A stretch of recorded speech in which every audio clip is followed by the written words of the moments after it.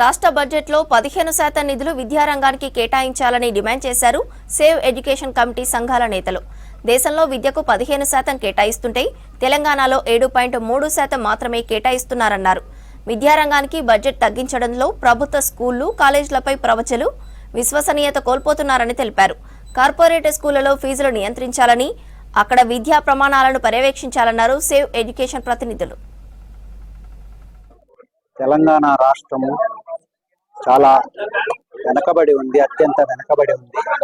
Budget విషయంలో చూసుకుంటే మొత్తం దేశంలో సగటున 15% ఉంటే మన దగ్గర 7.3% మాత్రమే ఉంది.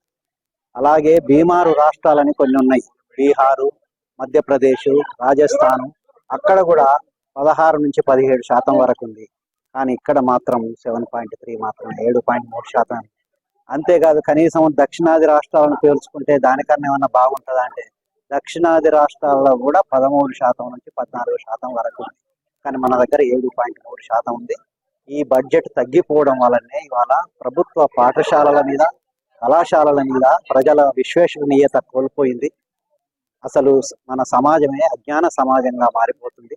ఎందుకంటే ఇవాళ 8వ తరగతి ఉన్న పిల్లలు 2వ తరగతి పుస్తకం చదవలేకపోతున్నారు. కాబట్టి ఇప్పటికైనా కూడా పాలకులు ఇది గ్రహించి దీన్ని ఒక నిజంగానే నిజాయితీగా వాళ్ళు విజ్ఞాన సమాజంగా మార్చదలుచుకుంటే కనీసం 20% ఇవ్వాలి, కనీసం వాళ్ళన్న 15% అయినా కేటాయించాలని మేము ఈ సభ ద్వారా